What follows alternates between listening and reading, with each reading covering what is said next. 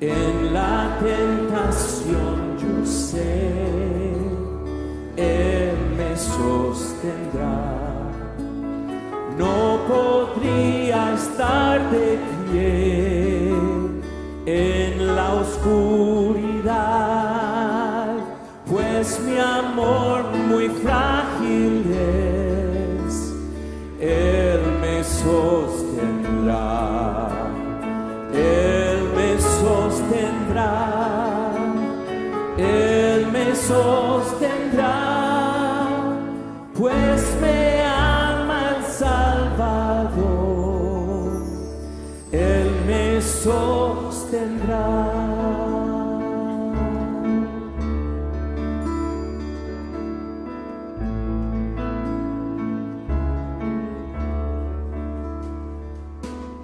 Él se goza en quien salvó, Él me sostendrá. Ante el precioso sol, Él me sostendrá. Sus promesas fieles son, mi alma guardará. Alto precio Él pagó, Él me sostendrá, Él me sostendrá, Él me sostendrá, pues me ama el Salvador, Él me sostendrá.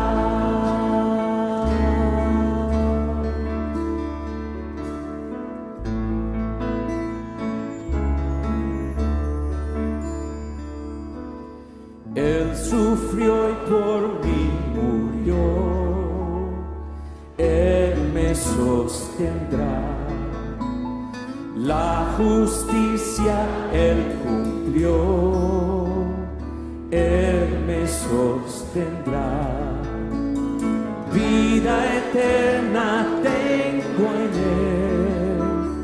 Él, Él me sostendrá.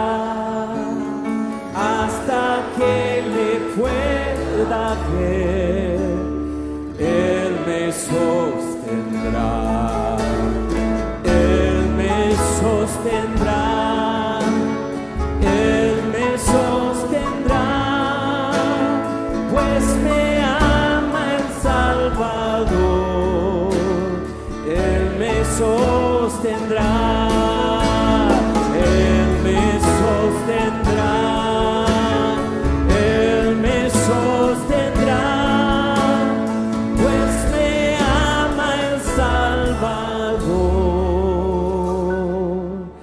Él me sostendrá.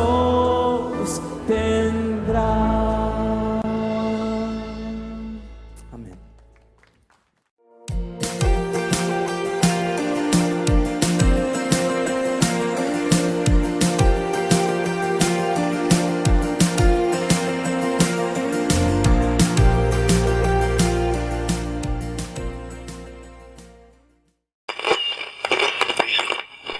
Hermano, alto.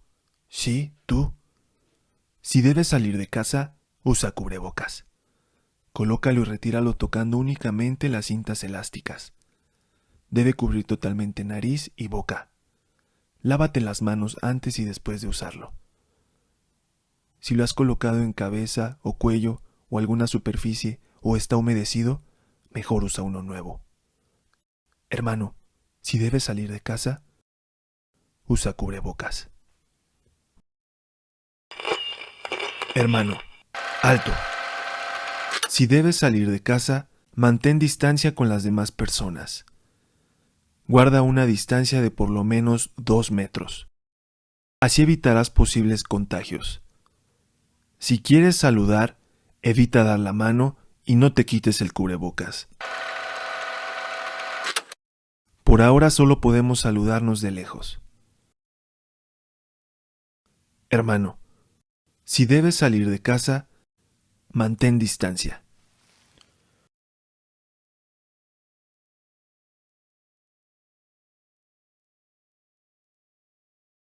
Buenas tardes, hermanos. hemos recibido descanso de Dios, hemos sido fortalecidos en nuestro hombre interior, hemos sentido su paz en medio de circunstancias difíciles, hemos sido sustentados por el Dios que es fiel, hemos visto la visitación de Dios. Venimos delante de la presencia de nuestro Padre Celestial para alabarlo, para reconocerlo y para decirle que le necesitamos. Vamos a inclinar nuestra cabeza, hermanos. Dios, cuántas gracias te damos por tu largura de ánimo, por tu paciencia, por tu cercanía, por tu fidelidad, porque has sido, Señor, cercano a cada uno de nosotros. Habla, Señor, a cada corazón de tu iglesia, Dios. Bendice, restaura, edifica, sacia, Señor, con el torrente de tus delicias.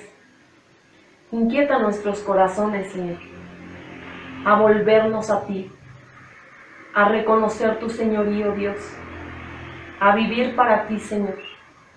Gracias te damos por lo que tú has hecho. Gracias porque tú has obrado sanidades, milagros, maravillas, Dios. Estamos delante de tu presencia sabiendo que lo mejor para nuestra vida viene de tu mano, Señor. Bendice a tu iglesia, Señor. Por amor a tu nombre, te lo pedimos en el nombre de tu Hijo amado, Cristo Jesús. Voy a pedirles, por favor, que busquen en el libro de Isaías, en el capítulo 44, del versículo 21 al 28. Vamos a darle lectura. Acuérdate de estas cosas, oh Jacob e Israel, porque mi siervo eres. Yo te formé, siervo mío eres tú, Israel, no me olvides. Yo deshice como una nube tus rebeliones, y como niebla tus pecados. Vuélvete a mí, porque yo te redimí. Cantad loores, oh cielos, porque Jehová lo hizo. Gritad con júbilo, profundidades de la tierra, prorrumpid montes en alabanza, bosques y todo árbol que en él está. Porque Jehová redimió a Jacob, y en Israel será glorificado. Así dice Jehová, tu Redentor, que te formó desde el vientre. Yo, Jehová, que lo hago todo, que extiendo solo los cielos, que extiendo la tierra por mí mismo, que deshago las señales de los adivinos y enloquezco a los agoreros, que hago volver atrás a los sabios y desvanezco su sabiduría. Yo, el que despierta la palabra de su siervo y cumple el consejo de sus mensajeros, que dice a Jerusalén será habitada, y a las ciudades de Judá reconstruidas serán, y sus ruinas reedificaré. Que dice a las profundidades, secaos, y tus ríos haré secar. Que dice de Ciro, es mi pastor, y cumplirá todo lo que yo quiero. Al decir a Jerusalén, serás edificada, y al templo serás fundado.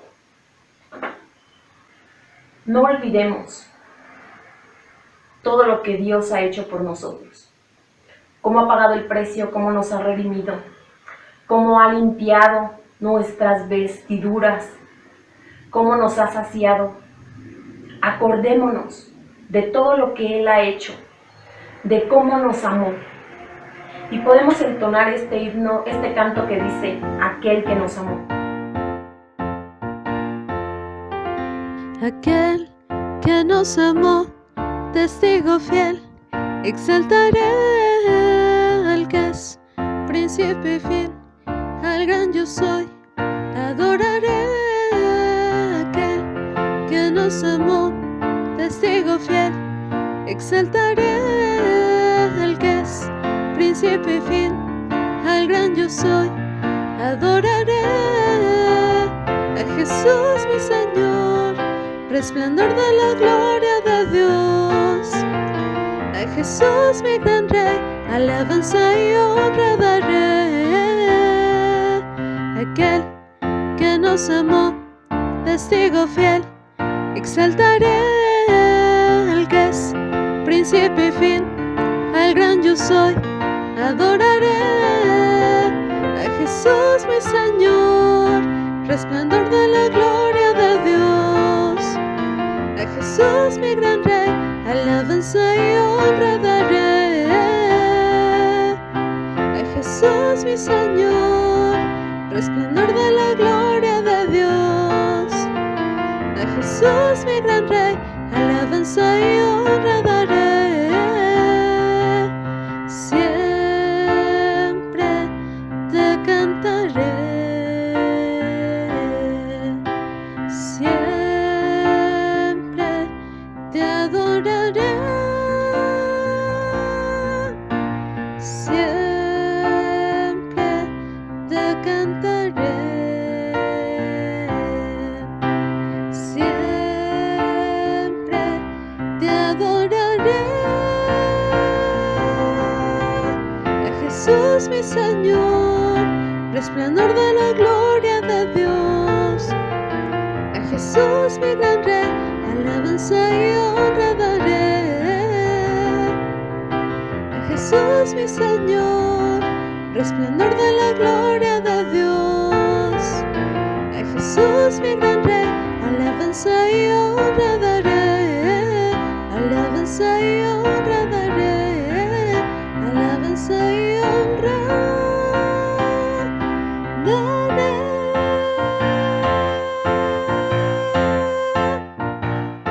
Yo no sé si usted se haya dado cuenta de la tendencia a la maldad, a la duda, a la queja, al reclamo que hay en su vida y en la mía continuamente. Si es así, se habrá dado cuenta que necesita el auxilio de un Dios que es perseverante para buscarnos y para trabajar en nuestra vida. La vida de Abraham, el padre de la fe. En esa vida Dios trabajó incansablemente. En la vida de Pedro, un hombre impulsivo que quería hacer las cosas a su manera, pero que después Dios transformó en un hombre temeroso de Dios, que escribió cartas con el Evangelio que transforma y que cambia. Y nuestra vida en las manos de Dios, solamente nuestra vida en las manos de Dios, podrá ser moldeada por Él, que es nuestro dueño y que es nuestro creador. Así que entonemos este canto que dice desde mi interior, como una súplica para nuestro Dios.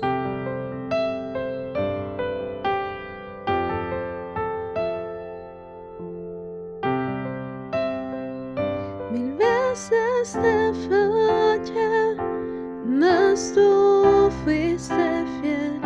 Tu gracia me levantó, me basta tu amor, Dios eterno. Tu luz por siempre brillará y tu gloria incomparable y sin final.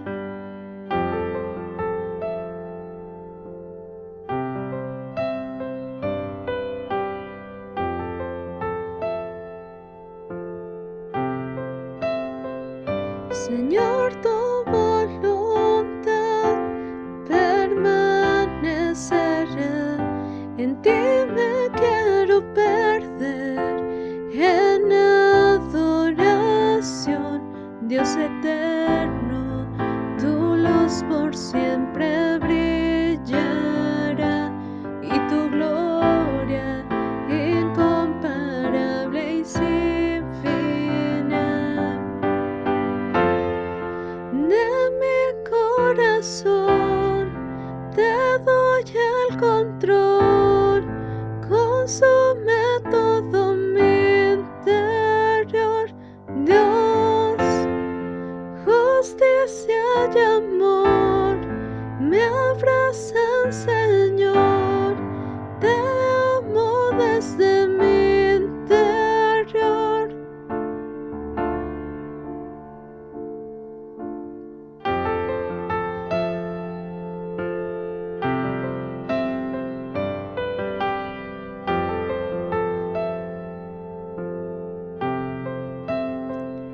Señor, tu voluntad permanecerá. En ti me quiero perder en adoración, Dios eterno. Tu luz por siempre brillará y tu gloria incomparable y sin final.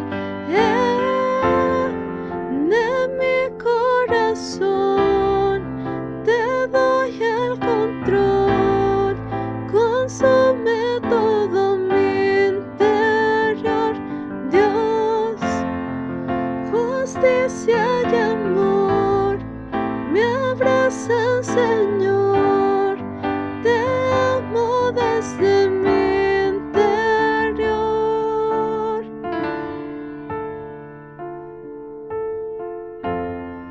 De mi corazón te doy el control, consume todo mi interior. Dios, justicia y amor me abrazan, Señor. Te amo desde mi interior. ¿Quién puede llevarnos de gloria en gloria, de triunfo en triunfo, de victoria en victoria? Mire cómo dice Jeremías 18, del 1 al 6. Palabra de Jehová que vino a Jeremías diciendo: levántate y vete a casa del alfarero, y allí te haré oír mis palabras. Y descendí a casa del alfarero, y he aquí que él trabajaba sobre la rueda, y la vasija de barro que él hacía se echó a perder en su mano, y volvió y la hizo otra vasija, según le pareció mejor hacerla. Entonces vino a mí palabra de Jehová diciendo: ¿no podré yo hacer de vosotros como este alfarero, oh casa de Israel? Dice Jehová. He aquí que como el barro en la mano del alfarero, así sois vosotros en mi mano, oh casa de Israel. Nuestro dueño, el que nos hizo, el que sabe qué cosas de nuestra vida necesitan ser cambiadas y ser quitadas, es el único que puede ayudarnos en nuestras crisis, en nuestras luchas, en nuestras inquietudes, en nuestros temores. Refugiémonos en Él, descansemos en Él.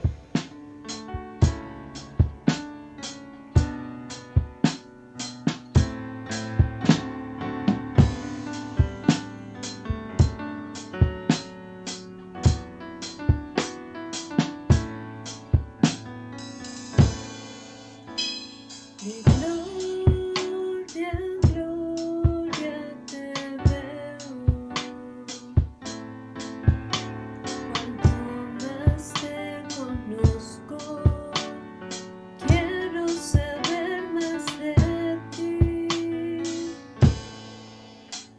Mi Dios, cual buen alfarero, quebrántame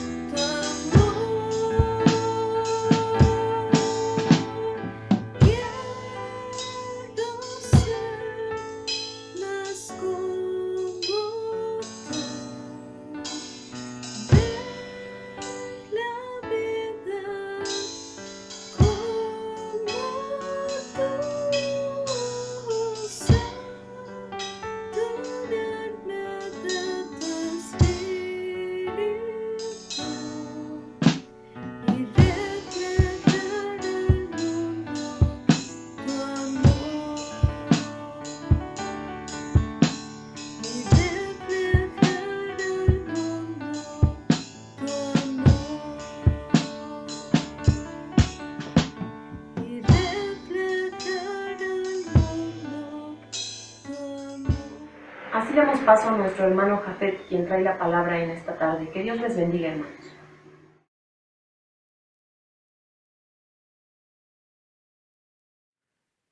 Hola hermanos, hola hermanas, ¿cómo están? Espero que el día de hoy se encuentren muy bien.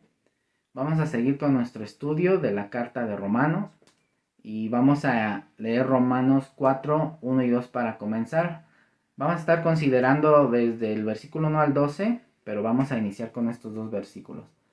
Dice, ¿qué pues diremos que halló Abraham, nuestro padre, según la carne?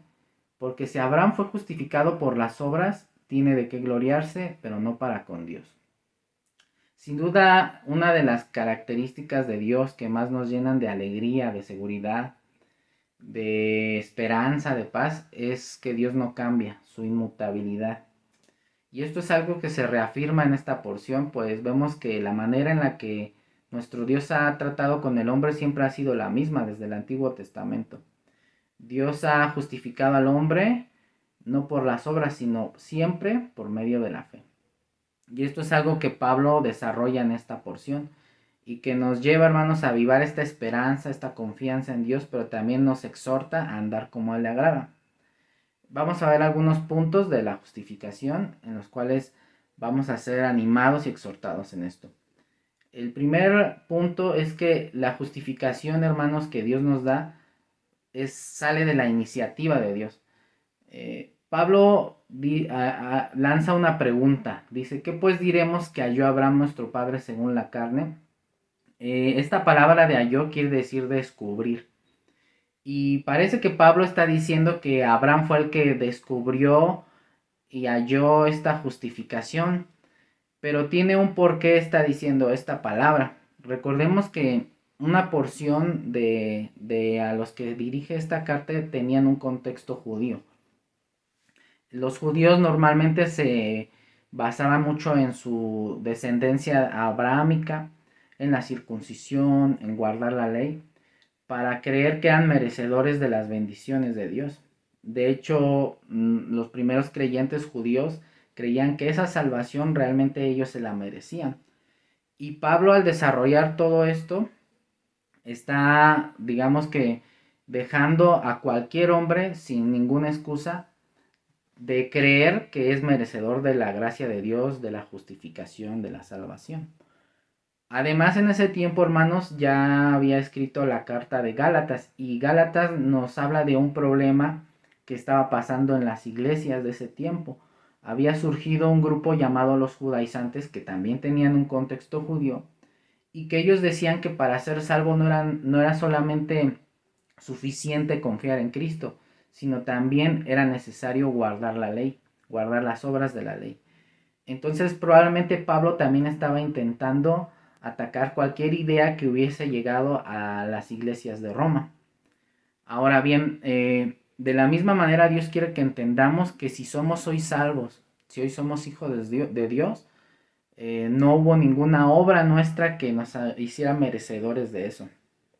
Inclusive si creímos, hermanos, si alguien nos predicó, si llegamos a sus pies en una circunstancia difícil, fue Él quien nos buscó. Sí, a lo mejor nosotros creímos, hermanos, acudimos a un desayuno evangelístico, quizá pusimos atención a la predicación de nuestros padres, de un amigo, etcétera, etcétera. Pero todo eso no quita que Dios nos estaba buscando y que todo eso fue el proceso en el cual Dios nos llevó a sus pies, nos llevó a su encuentro. Y es algo que debemos de entender. Ya Pablo lo había dicho ahí en Romanos 3, dice, no hay quien busque a Dios. Inclusive en los sistemas religiosos, muchos a lo mejor que salen de este contexto, muchos creyentes de hoy, que creían que estaban buscando a Dios, realmente no, hermanos. Dios es quien nos encuentra, Dios es el que nos busca y quien nos halla. Esto es lo que debemos de entender, inclusive al leer algunos textos, algunos libros de hermanos, o también al entonar estos cantos donde dicen que nosotros hallamos, hermanos. Realmente no, realmente es nuestro Dios quien nos buscó y quien nos halló. Y es algo que debemos de agradecerle, y es algo que debemos de tomar siempre en consideración al ver el valor que tenemos para Dios. Porque, hermanos, a mí me impresiona entenderlo así, que fue Dios quien nos buscó para justificarnos. Dios buscó al pecador, hermanos, para justificarlo, para llamarlo justo, para hacerlo justo.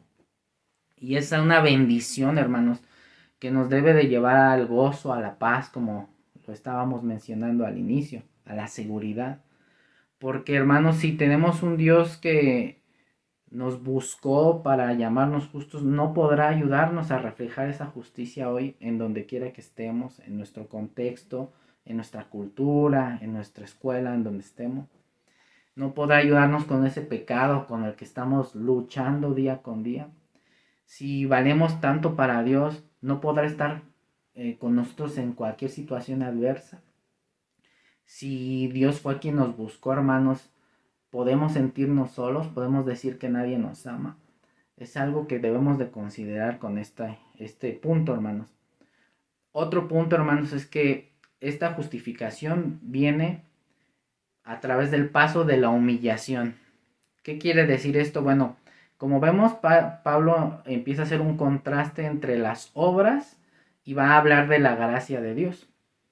Porque el hombre no merece en sí esta salvación, no merece la justificación, no merece que Dios haya hecho tanto por él. Y Pablo primero comienza a decir, dice en el versículo 2, porque si Abraham fue justificado por las obras, tiene de qué gloriarse, pero no para con Dios. Y es que, hermanos, si la justificación fuese por obras, la gente comenzaría a gloriarse, sobre todo sobre las personas que consideran inferiores. Siempre es una tendencia del hombre a querer ser orgulloso. Es algo que también busca nuestra carne. Y a querer decir que somos más importantes que los demás. Igual con la justificación aplicaría. Las personas más justas, más buenas, dirían sobre las personas que consideran más malas, que ellos merecen ser salvos. Y es algo que pasa y es algo que pasó también en el tiempo de Cristo. De hecho, los fariseos, que eran tan celosos de las obras de la ley, menospreciaban a las personas que consideraban inferiores. Ellos creían que eran más merecedores de ser salvos, de las bendiciones de Dios, que las otras personas, que inclusive las llamaban ignorantes. Y también pasó, hermanos, en el tiempo de la iglesia imperial, pasó también en el tiempo de la iglesia donde estaban los judaizantes, hermanos. Y es triste que también pasa en este tiempo donde hay hombres que piensan que Dios es su acreedor y que ellos lo que dicen, Dios está a su servicio, hermanos. Y esto no es así. Pero pese a toda la justicia, hermanos, que el hombre cree tener, que es suficiente para merecer la salvación, la justificación, dice en la misma porción que tienen de qué gloriarse, pero no para con Dios. ¿Por qué? Porque Dios ve más allá. Muchas de las buenas obras tienen doble moral. Dios ve las motivaciones. Dios ve todo el contexto donde el hombre puede quizá hacer una buena obra en un momento, pero llevar una vida en pecado. Por eso es cierta la acusación de Pablo en el capítulo 3, que nadie merece ser justificado. Dice en Isaías, ¿no?, que cualquier obra de justicia son como trapos de inmundicia delante de Dios. Entonces, ¿cuál es la manera de venir a Dios para ser justificado? ¿Cuál es la manera de creer? Bueno, el primer paso es la humillación. Es reconocer que realmente nosotros no lo merecemos. Y la fe de Abraham nos da ejemplo de eso. La manera en que él creyó y todo su contexto, hermanos, nos da mucho ejemplo de eso. De hecho, Abraham ya tenía una historia con Dios. Desde el capítulo 12 vemos que Dios trata con él. Pero esta manera de creer, dice que creyó y le fue contado como justicia, se ve hasta el capítulo 15. Dice el capítulo 15, 16 de Génesis, y creyó a Jehová y le fue contado por justicia. Ahora, ¿qué estaba sucediendo en la vida de Abraham? Bueno, nosotros en el capítulo 14 vemos que él libra una batalla para liberar a Lot de unos reyes que lo tenían preso. Algunos piensan que Abraham, debido a esta batalla, tuvo algún temor. Por eso ahí en Génesis 15:1 dice Después de estas cosas vino la palabra de Jehová a Abraham en visión, diciendo: no temas, Abraham, yo soy tu escudo y tu galardón será sobremanera grande. Algunos comentaristas dicen que Abraham tuvo algún temor de su vida, y él comienza a hablar de esta herencia que Jehová ya le había mencionado, de una descendencia desde la promesa de Génesis 12. Pero como que Abraham está envuelto ahora en una ansiedad, en una necesidad, de su corazón salen estas palabras. Dice Génesis 15:2: y respondió Abraham: Señor Jehová, ¿qué me darás siendo así que ando sin hijo, y el mayordomo de mi casa es ese Damaseno Eliezer? Dijo también Abraham: mira que no me has dado prole, y he aquí que será mi heredero un esclavo nacido en mi casa. Esta era la necesidad de Abraham que tenía, por lo cual expresó más adelante que él creía en Jehová. Se expresa que él creía en Jehová. Jehová, ¿qué hace? Lo anima.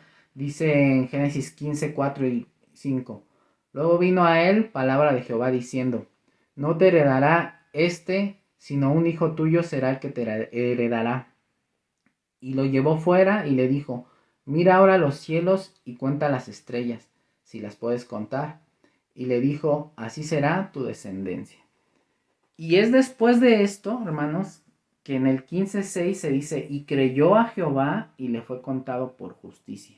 Entonces vemos que Abraham estaba en una necesidad, en una situación personal, en dudas. Y es cuando él cree, y esta palabra de creer quiere decir apoyarse en. Y tiene que ver no solamente con el que cree, de hecho tiene que ver más con la persona o con aquel en el que se cree. Ese día, en medio de sus dudas, hermanos, Abraham se apoyó en Dios, en su condición, en su situación, y creyó que lo que él decía era verdad. Y esta es la manera, hermanos, en la que vemos que debemos de creer, este paso previo que es sumamente importante. En este tiempo donde hay tantas predicaciones, donde muchas personas hablan de la palabra de Dios, y donde hay tantos pseudo predicadores, pseudo cristianos, hermanos, donde quieren llevar al hombre a estar bien delante de Dios, a ser justificado por muchos caminos, menos la humillación. Algunos quieren llevar al cristiano a ser justificado por el progresismo, por el relativismo, decir que Dios está de acuerdo según en cómo nacen las personas con sus preferencias, decir que cada quien tiene su verdad y que Dios va a aceptar eso y que así van a ser justificados, van a estar bien delante de Dios. Llevar a las personas según a través del positivismo, de declaraciones, pero no a través de la humillación. Y esto es algo que la palabra marca constantemente. Cuando Jesús comenzó a predicar decía: arrepentíos y creed en el Evangelio, porque el reino de los cielos se ha acercado, dice en Marcos 1:15, hermanos. Y es que este punto es importante, hermanos. Tenemos que humillarnos delante de Dios, y después es cuando surge esta verdadera fe, hermanos, del pecado. Porque, hermanos, cuando nos humillamos, primero reconocemos nuestro pecado. Y es que esto es importantísimo, hermanos. Es hacernos cargo de ese pecado que se nos dice en el Evangelio cuando nos predican, cuando nos hablan de la obra de Cristo. Primero tenemos que reconocer nosotros ese pecado, hacernos cargo. Y es ahí cuando realmente decimos a Dios que eso que Él dice, que está diciendo de nosotros, es verdad. De ahí surge esta fe como lo veíamos, apoyarnos en Él. Y es en esta condición donde vemos a Cristo tendiéndonos la mano, un Cristo resucitado, que también es parte de su obra milagrosa, poderosa, hermanos. Y es cuando tomamos su mano y realmente creemos. Entonces la verdadera fe, hermanos, surge de una condición de humillación. Y es cuando reconocemos realmente que nuestro Dios no solamente es nuestro Salvador, nos apoyamos en Él continuamente, Él es nuestro Señor también. Ponemos nuestra vida en sus manos. Y es algo que debemos enfatizar, hermanos, como hemos dicho, porque hay tantas corrientes, hermanos, que quieren llevar a las personas a Cristo no a través de la humillación. Y quizá muchas de esas personas piensan que son justificados, piensan que son salvos y realmente no lo son. Haciendo énfasis en esto, dice ese versículo, ¿no? Dice, ¿qué dicen las escrituras, no? Dice, porque ¿qué dice la escritura? O sea, esto que Pablo mencionaba estaba fundamentado en las escrituras, que en este tiempo eran en el Antiguo Testamento, en nuestro tiempo es toda la palabra revelada y cerrada, hermanos. Pero lo que Pablo desarrollaba era algo fundamentado en la palabra. Y a mí me asombra, hermanos, ver cómo personas empiezan a hablar de la Biblia cuando ni siquiera la han estudiado, cuando ni siquiera se acercan a ella sin ningún prejuicio. YouTubers, hermanos, hablando de la Biblia. Personas que realmente nada más comienzan a tomar versículos aparte para comenzar a atacar y para justificar un progresismo, hermanos, donde piensan que Dios ni existe por un lado, o que si existe va a salvar a todos, que esto es una corriente, hermanos, que ya tiene años. Entonces es importante, hermanos, que nosotros, hermanos, estudiemos la palabra de Dios para no ser engañados. ¿Por qué el pueblo judío, hermanos, creía mucho en esta salvación por obras? Bueno, porque desde su contexto histórico hubo judíos que interpretaron estos pasajes. Existía el Talmud, hermanos, que eran comentarios de algunos pasajes y que ellos los tomaban como si fuera la palabra de Dios. Y esas malinterpretaciones, hermanos, reinaron todo su ver. De hecho, por eso muchos rechazaron a Cristo, porque tenían esta tradición por sobre la palabra de Dios. Y por eso, hermanos, ellos tomaron estos pasajes y los malinterpretaron. Entonces, nosotros como cristianos, como creyentes, tenemos que leer la palabra de Dios, tenemos que estudiarla. Ya no es tiempo solamente de leerla, creo yo, sino es tiempo de realmente estudiarla, porque muchas corrientes han surgido, muchos pseudopredicadores, porque nuestra fe, hermanos, necesita ser defendida, como dice ahí en Pedro, hermanos, que cuando pidan razón de nuestra fe, nosotros tengamos cómo responderles, hermanos, y tenemos que estudiar, porque muchas personas están siendo engañadas, inclusive creyentes. Entonces esto es algo sumamente importante, hermanos. Ahora, cuando nosotros venimos y creemos en Dios, también tenemos que humillar todas estas ideas que luego tenemos.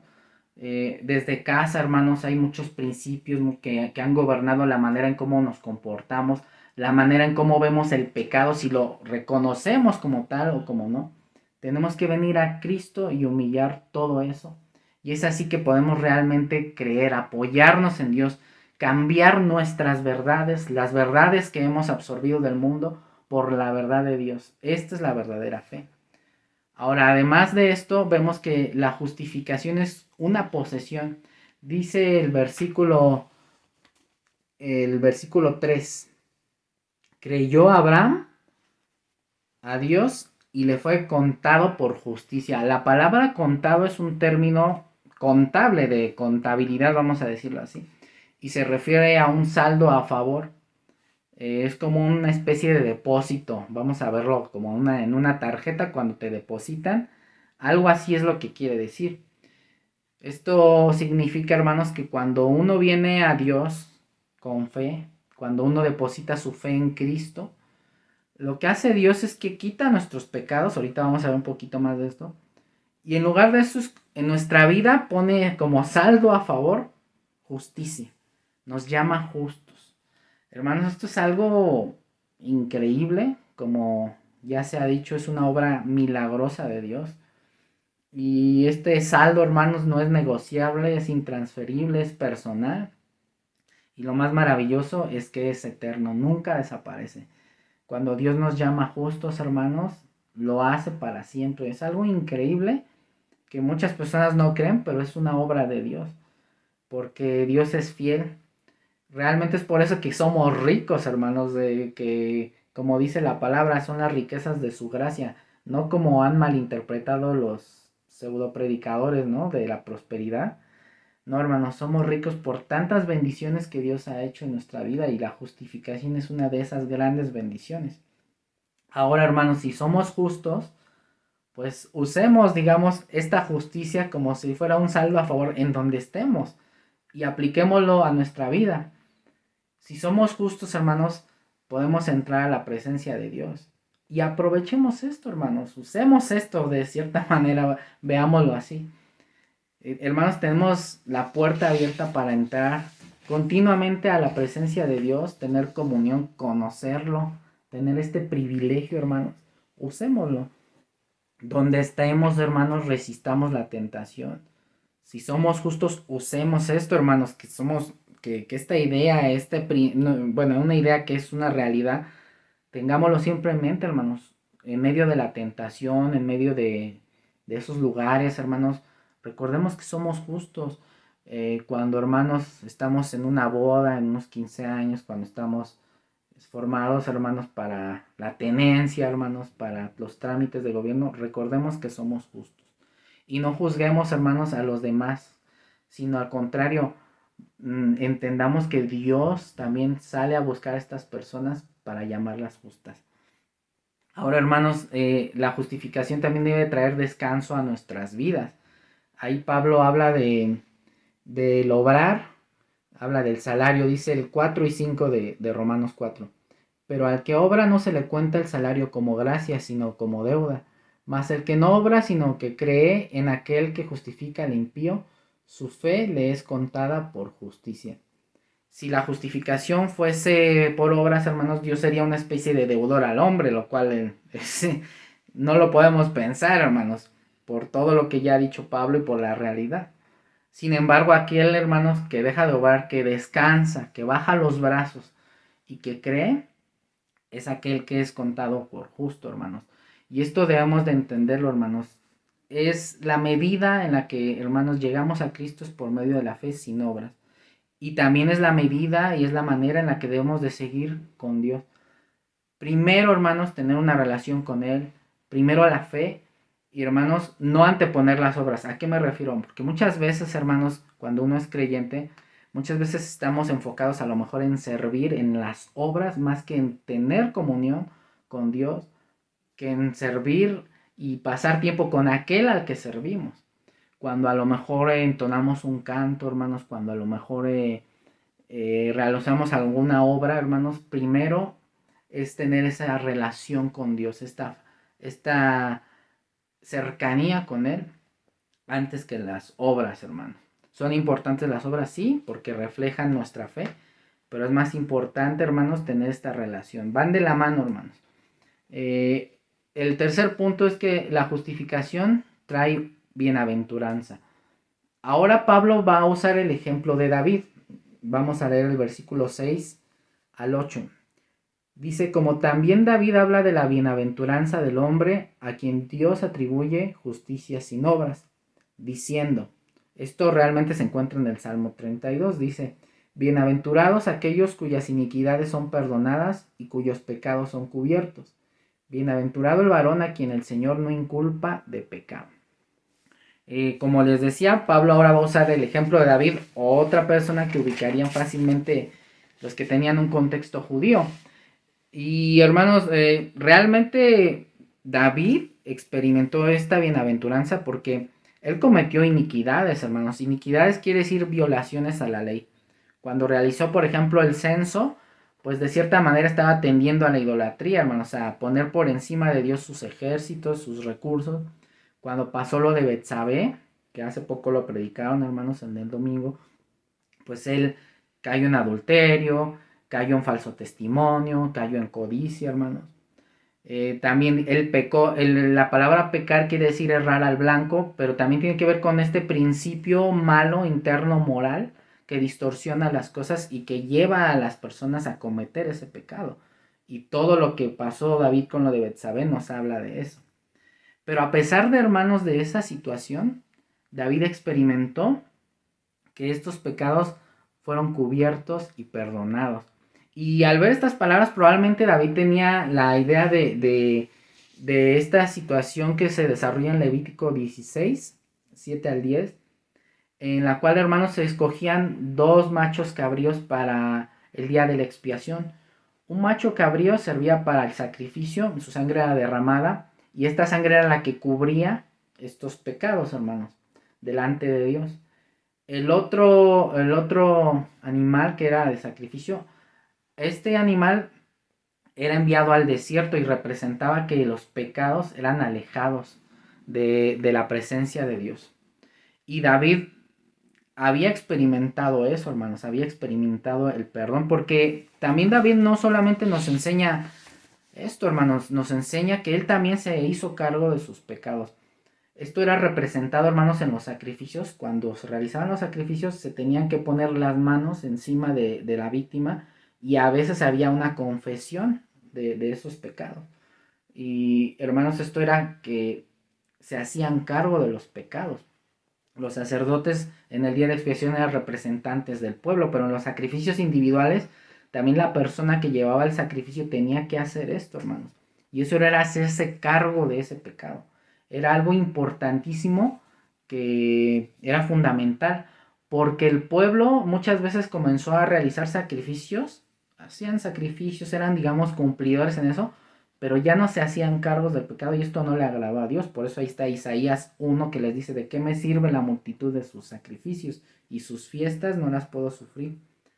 Pero David, hermanos, él sí se hacía cargo, porque cuando él se daba cuenta de su pecado, aunque a veces tardaba, aunque a veces tenía que ir el profeta Gad, el profeta Natán, él se arrepentía, se humillaba y creía en aquel que le estaba ofreciendo el perdón. Por eso esa es la relación, hermanos, con Abraham, porque David también pasó por esta etapa de necesidad, de humillación, y depositó, se apoyó en Dios.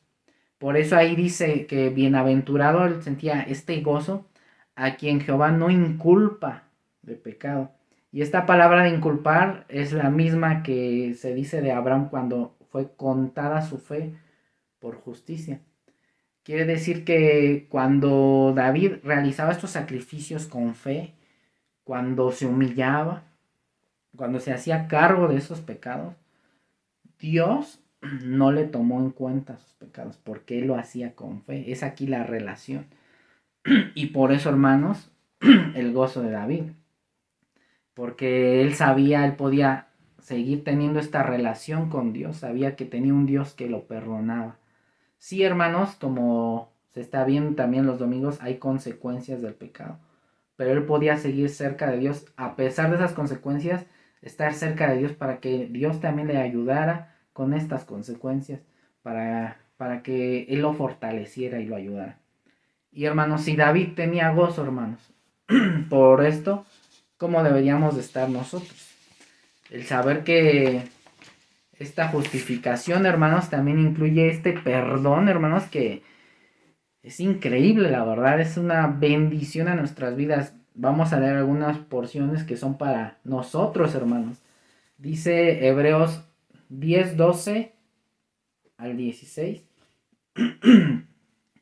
Pero Cristo, habiendo ofrecido una vez para siempre un solo sacrificio por los pecados, se ha sentado a la diestra de Dios. De ahí en adelante, esperando a que sus enemigos sean puestos por estrado de sus pies. Porque con una sola ofrenda hizo perfectos para siempre a los santificados. Esos somos nosotros, hermanos. Y nos atestigua lo mismo el Espíritu Santo, porque después de haber dicho: este es el pacto que haré con ellos después de aquellos días, dice el Señor, pondré mis leyes en sus corazones y en sus mentes las escribiré. Y añade: y nunca más me acordaré de sus pecados y transgresiones. Colosenses dice: anulando el acta de los decretos que había contra nosotros, que nos era contraria, quitándola de en medio y clavándola en la cruz. Está en Colosenses 2:14. Hermanos, si David era bienaventurado, él se sentía muy gozoso. ¿Cómo no sentirnos nosotros? Si el sacrificio de Cristo que hizo por nosotros es superior, hermanos. Realmente el sacrificio de Cristo quita los pecados, no solo los cubre, los quita, hermanos. Y además también pasa esto, hermanos, aleja los pecados que hemos cometido de su presencia, hermanos. Y esto es una gran bendición que debemos de celebrar, debemos de alabarlo con todo nuestro corazón, debemos de agradecerle, debemos de comprometernos, de esforzarnos en obedecerle por tanto que ha hecho Él por nosotros. Y hermanos, no debemos de caer en este engaño que muchas veces trae Satanás a nuestra vida, donde trae pecados pasados a nuestra vida como dardos, donde nos hace creer que no somos lo suficiente para estar delante de Dios. Por nosotros no lo somos, hermanos, pero por Cristo lo somos, por ese sacrificio que hizo. Y por eso podemos estar delante de Dios con la cabeza levantada, no como orgullo, hermanos, sino de gratitud, para buscarle, para cantarle, para alabarle, porque Él ha sido tan bueno con nosotros, hermanos. No debemos de olvidar esto. A mí me gusta mucho el Salmo 103, que muchos lo conocen. Dice: bendice alma mía a Jehová, y bendiga todo mi ser su santo nombre. Bendice alma mía a Jehová, y no olvides ninguno de sus beneficios. ¿Y cuáles son esos beneficios? Los empieza a desarrollar el salmista. Hasta que llega el versículo 10, que es uno de los que más me gusta, en adelante dice: no ha hecho con nosotros conforme a nuestras iniquidades, ni nos ha pagado conforme a nuestros pecados. Porque como la altura de los cielos sobre la tierra, engrandeció su misericordia sobre los que le temen. Y vean esta bendición, hermanos, del versículo 12. Cuanto está lejos el oriente del occidente, hizo alejar de nosotros nuestras rebeliones. Ese es nuestro Dios, hermanos. Y por eso, hermanos, esta justificación tiene que ser suficiente, hermanos, para alabarle continuamente, porque nos hizo justos, hermanos. Tiene que ser suficiente para buscarle, para obedecerle. Pero como somos tendientes a olvidar, hermanos, por eso también está esta exhortación: no olvides ninguno de sus beneficios. Si hoy, hermanos, a lo mejor hemos olvidado esto, si estamos cayendo en esta trampa de Satanás que nos tiene lejos por estos pecados que hemos cometido, hermanos, recordemos quiénes somos en Cristo. Y si también, hermanos, estamos en esta lucha con el pecado, hermanos, recordemos, redoblemos esfuerzo, porque Dios ha hecho tanto por nosotros, hermanos, y tomemos estos recursos que tenemos en Él, que están en Él, en su palabra, en la comunión, en su presencia, hermanos, para seguir caminando al lado de Él, porque vale la pena, hermanos. Tenemos tanto en Cristo, tanto en Dios, que vale la pena seguir caminando. Finalmente, del versículo 9 al 12, vemos que la justificación es vigente y es para todos. Dice: ¿es pues esta bienaventuranza solamente para los de la circuncisión o también para los de la incircuncisión? Porque decimos que a Abraham le fue contada la fe por justicia. ¿Cómo pues le fue contada? ¿Estando en la circuncisión o en la incircuncisión? No en la circuncisión, sino en la incircuncisión. Y recibió la circuncisión como señal, como sello de la justicia de la fe que tuvo estando aún incircunciso, para que fuese padre de todos los creyentes no circuncidados, a fin de que también a ellos la fe les sea contada por justicia. Y padre de la circuncisión para los que no solamente son de la circuncisión, sino que también siguen las pisadas de la fe que tuvo nuestro padre Abraham antes de ser circuncidado. Entonces, Pablo trata finalmente con otra de las obras con las que los judíos se respaldaban, la circuncisión. Pero nuevamente los judíos entendieron mal este pasaje. Pablo claramente le está diciendo que la circuncisión fue después de haber creído. Realmente la circuncisión fue una señal de esta fe que tuvo Abraham. Es como más o menos para nosotros los cristianos el bautismo. El bautismo no nos hace salvos, no nos purifica de pecados, sino es una muestra, es un reflejo de lo que ya ocurrió cuando nosotros depositamos nuestra fe en Cristo. De la misma manera, la circuncisión no les daba la fe de Abraham, no los hacía justos, no los hacía merecedores de las promesas y bendiciones de Dios. Era algo que se hacía al octavo día, hermanos, pero que tenía que ser un testimonio constante de que ellos tenían que proceder siempre con fe, con la fe de Abraham. Y es algo, hermanos, que Pablo les decía que esto es realmente seguir las pisadas de Abraham, tener esta fe.